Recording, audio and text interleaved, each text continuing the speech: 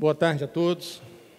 Primeiro, eu quero agradecer o convite ao prefeito Gilson Daniel, presidente da Amunis, um grande amigo.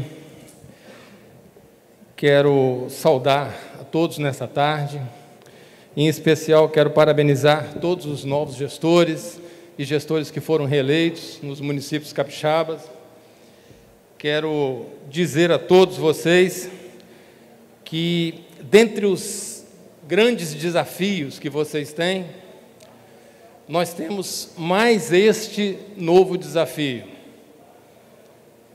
O saneamento no país, ele era norteado por uma legislação. Nós tínhamos o Plano Nacional de Saneamento Básico, que pressupunha que o saneamento nacional, principalmente, porque quando a gente fala em saneamento, nós precisamos pensar em alguns aspectos que são quatro pilares. Coleta e tratamento de esgoto, oferta de água, resíduos sólidos e águas pluviais, né? Então, são esses quatro pilares. Então, o novo marco do saneamento, ele trata esses quatro pilares. Né? Aqui no Espírito Santo, essa parte de resíduo sólido, nós temos até uma estrutura bastante considerável sobre a ótica da qualidade da gestão e dos serviços prestados. A questão de águas pluviais é uma questão que está em aberto e precisa ser discutida nacionalmente. Águas urbanas, nós da CESAM, com o financiamento do Banco Mundial, no programa Águas e Paisagens do Governo do Estado do Espírito Santo, nós estamos agora iniciando, no início do ano que vem,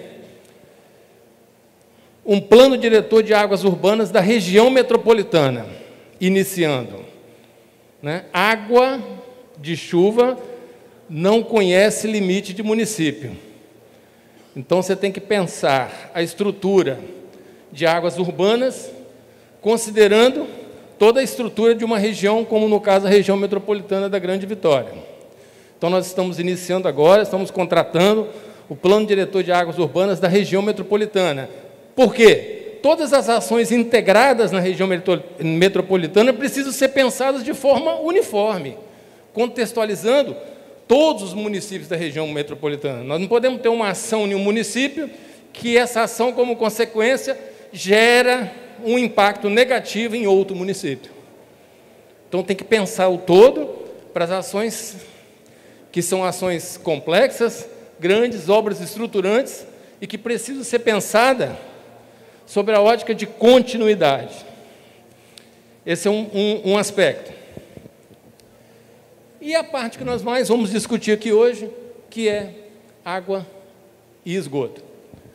No Espírito Santo, nós temos uma oferta de água bastante razoável. Os 53 municípios que a CESAM está presente, nós temos em torno de 90.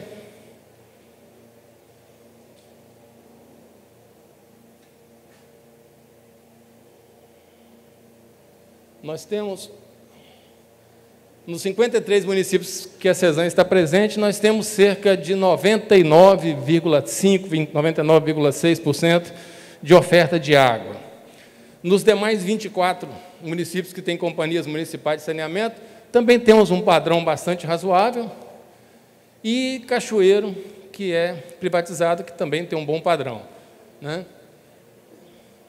Só para a gente ter uma ideia, alguns números da companhia de saneamento: 68% dos municípios do Estado atende 75% da população capixaba, 99,6% de cobertura de água e 67,3% de cobertura de esgoto. Nós temos próximo de 50% de esgoto coletado e tratado no Espírito Santo, em torno de 48%, por aí. A CESAM, nos 53, 67,3%. Né? Porque nós temos um déficit, né, uma média das companhias municipais de saneamento em torno de 25% a 28%, em média, as 24 companhias. Então, a gente tem muita coisa a fazer ainda, por isso que a gente precisa entender o que é o novo marco do saneamento, quais as responsabilidades e qual a discussão que os municípios precisam urgentemente fazer.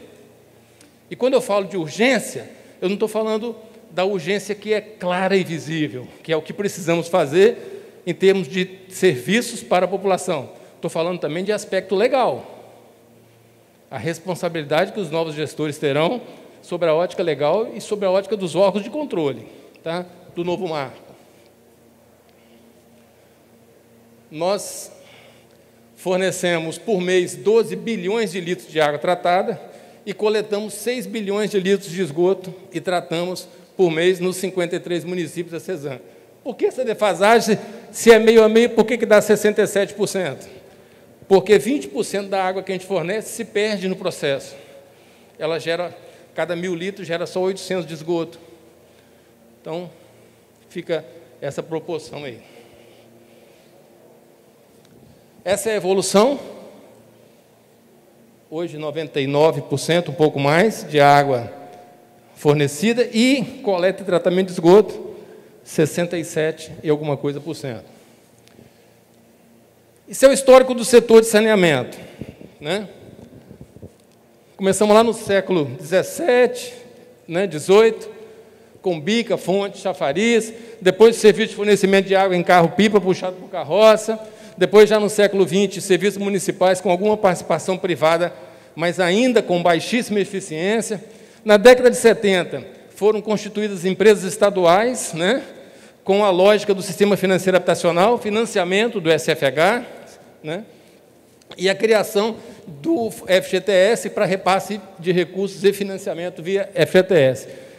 Dentro do BNH, que foi extinto na década de 90, né, a Caixa Econômica continuou esses padrões de financiamento, da onde eu vim, né, a Caixa continuou com esse padrão de financiamento, e em 2007 foi aprovada a Lei 11.445, que era o antigo marco que regulava o saneamento no país, e agora a Lei 14.026, que alterou o novo marco regulatório do saneamento, abrindo espaço para o processo de privatização dentro do setor de saneamento. Não tinha impeditivo antes, tá? A gente vai entender um pouco melhor isso.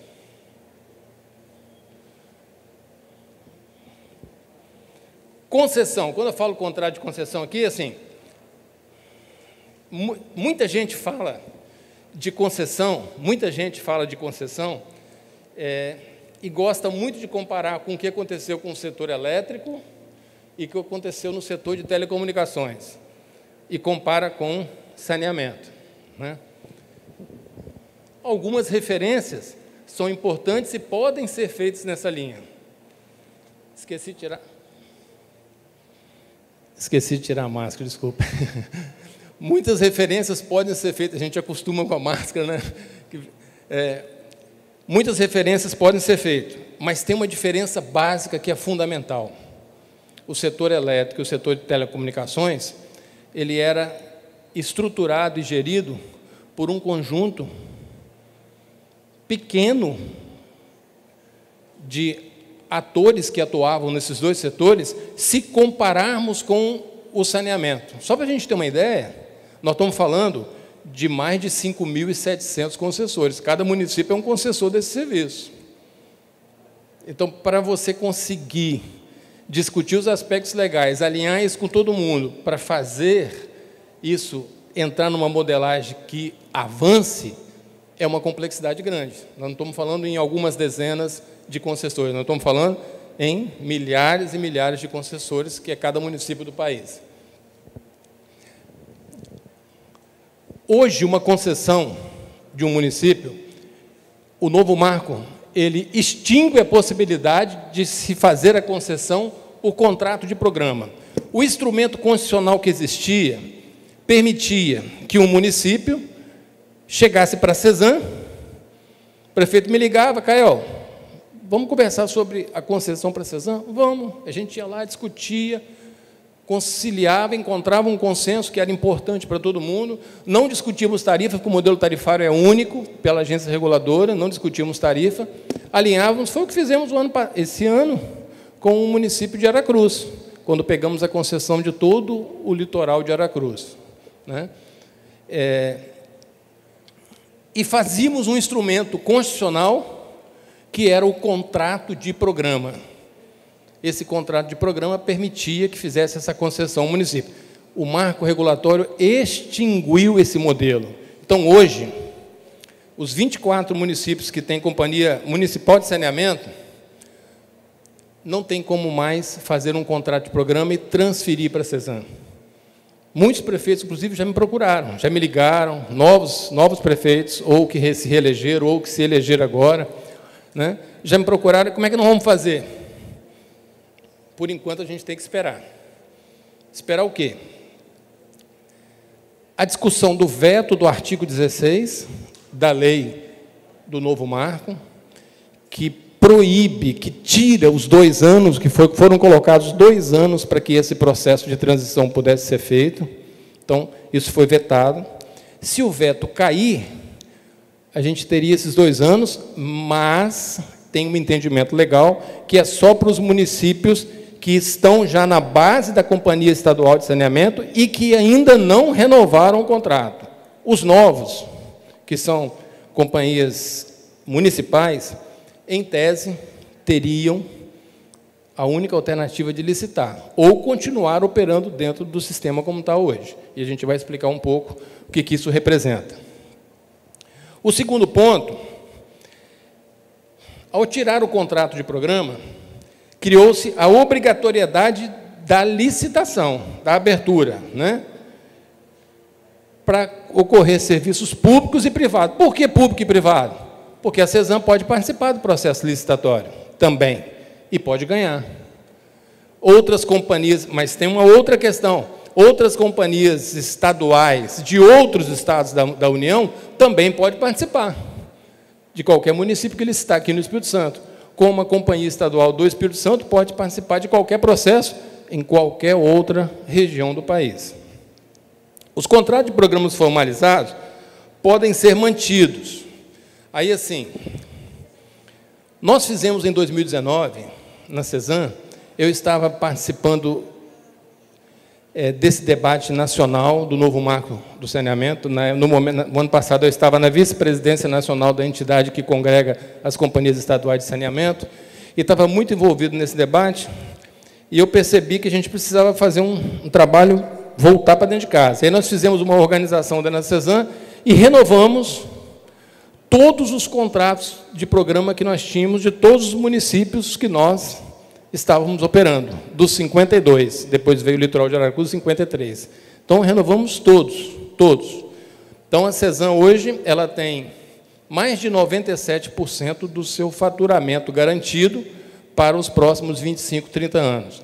Não é bem garantido, porque a gente vai ver que tem responsabilidades muito grandes a partir do novo marco.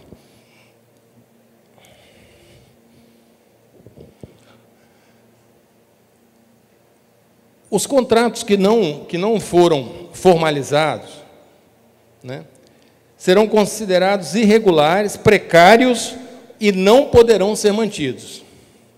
Então, assim, na nossa base, por exemplo, da CESAM, tem 7 pequenos municípios que representam 2,5% do faturamento da companhia, que nós não renovamos, né? Ficou na discussão na Câmara lá e tal, e não deu tempo. Não deu tempo, o marco foi votado, passou a valer a nova lei, foi promulgada e não deu tempo, né? E os contratos que foram renovados há tempos atrás, que nós não temos nenhum caso desse aqui na companhia praticamente, mas no país inteiro tem muitos casos desses, eles vão ter que ser revistos, porque é obrigatório dentro do novo marco que esses contratos de concessão tragam metas definidas de forma muito clara para alcance da universalização dos serviços, principalmente de água e esgoto. Então, na verdade, os contratos que não foram feitos recentemente, como no nosso caso nós fizemos quase todos, mas vão ter que refazer, vão ter que aditivar grande parte desses contratos. E a Agência Nacional de Águas, a ANA, ela vai dispor requisitos e procedimentos, está aí, que devem ser observados pelos titulares de suas entidades reguladoras e fiscalizadoras, observado o que está regulado na 11.445/2007, né? Ou seja, a Agência Nacional de Águas, ela vai pegar agora o novo marco e vai trazer todo um processo de regulação para essas concessões, como os municípios vão ter que fazer, vão ter que atuar, e, inclusive, para as companhias municipais de saneamento, né?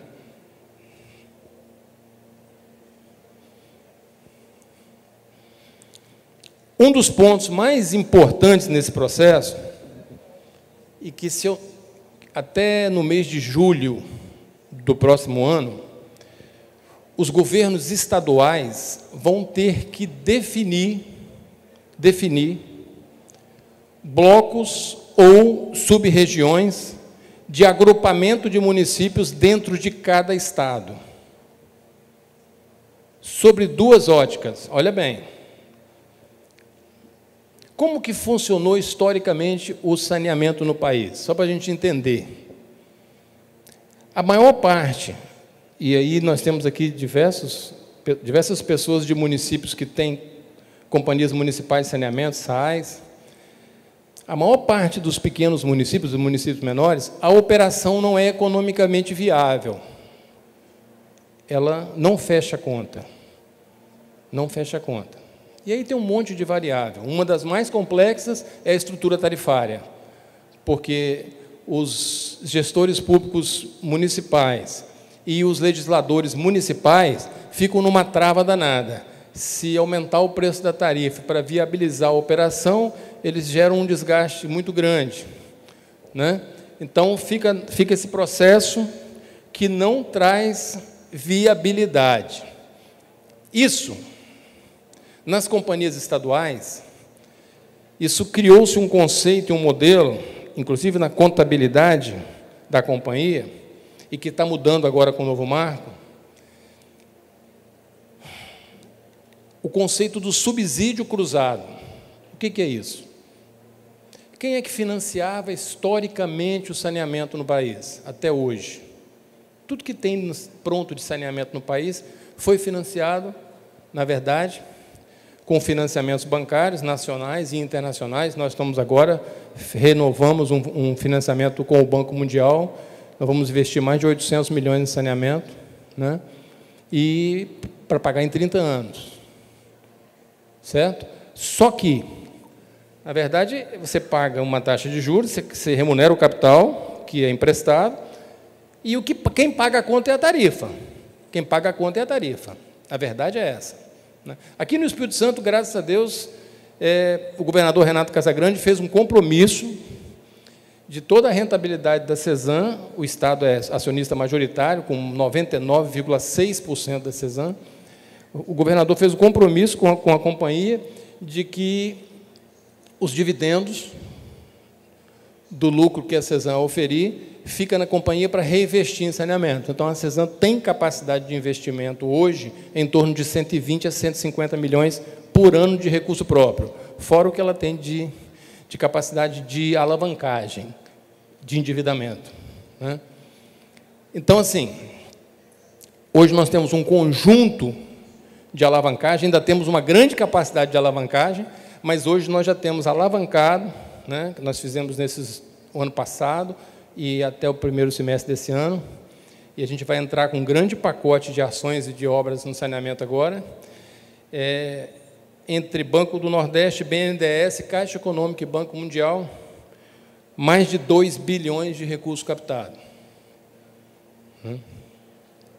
E mais a capacidade de investimento de recursos próprios. Então, a gente pode chegar aí a uns 2,5 bilhões de capacidade de investimento, né?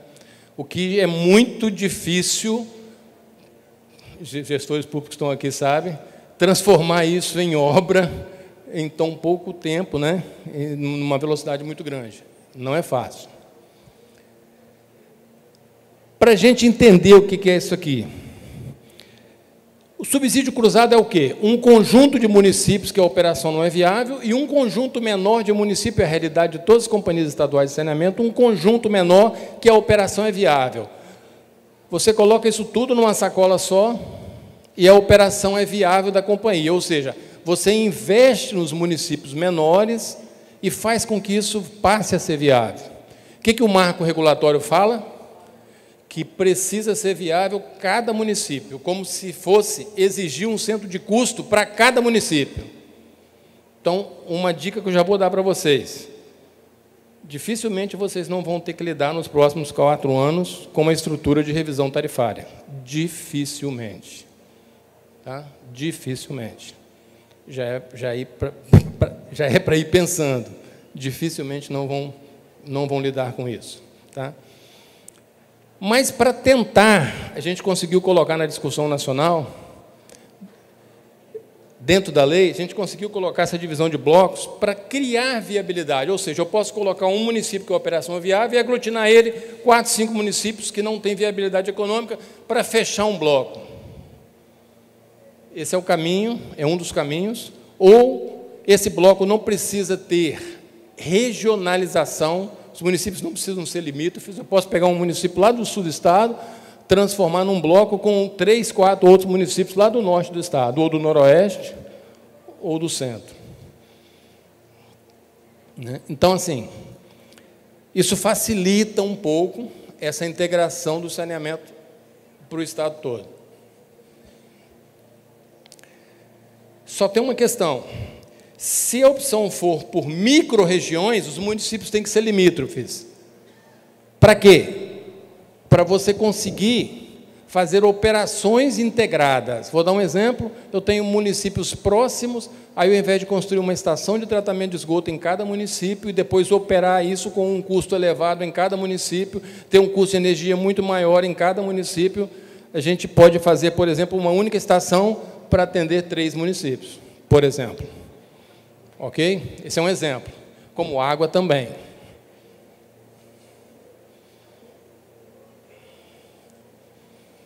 Um outro ponto, planos municipais e regionais. Hoje, cada município que está aqui representado tem um plano municipal de saneamento básico, que é uma lei municipal aprovada pela Câmara. Aqui no Espírito Santo nós tivemos a ajuda de técnicos da Universidade Federal do Espírito Santo e da Universidade Federal Fluminense, da UFF, para a execução desse plano, para a execução desses planos.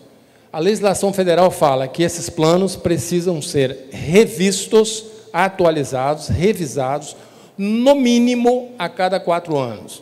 Pode ser no menor prazo, mas pelo menos a cada 4 anos. Então, já uma dica, coloque a mão nos planos municipais de saneamento básico, vejam como eles estão, vejam se estão dentro da validade, se não já venceram, se já não precisariam ter sido revisados, e se tem plano aprovado. Tem município que não tem plano aprovado até hoje.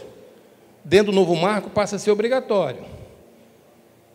Então, atenção para esse contexto.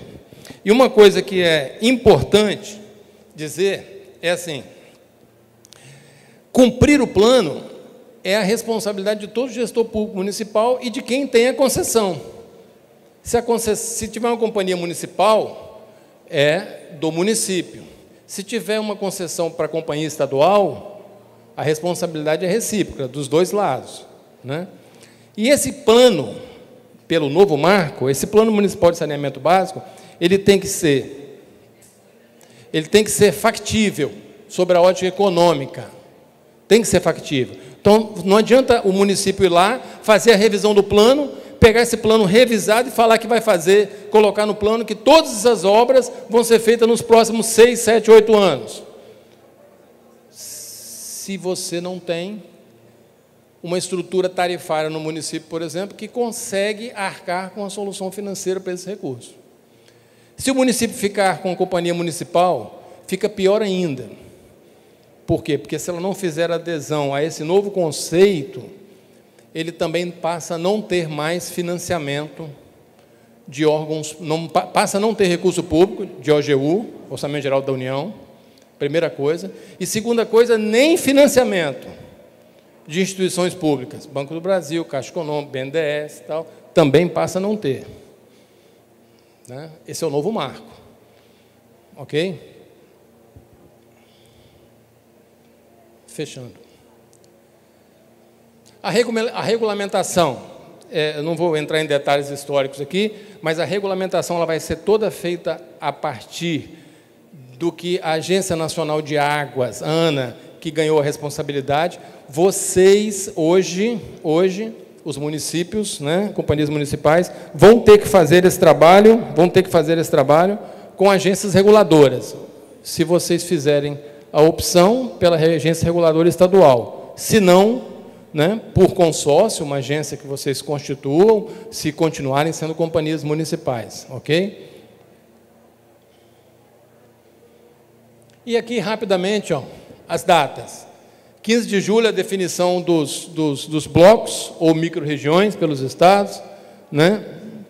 Depois, a adesão numa instituição de governança. Cada bloco desse vai ter uma instituição de governança. Dei um exemplo aqui, ó. Aqui na região metropolitana já existe o CONDEVIT, por exemplo. O CONDEVIT pode ser indicado como essa região, como essa instituição de governança para fazer esse trabalho, né? Os planos municipais de saneamento, como eu falei, na sequência. Depois, em outubro de 20, né, já foi feito isso, o decreto de definição. Todas as companhias vão ser avaliadas sobre a ótica da capacidade de cumprir o saneamento de 90% até 2033.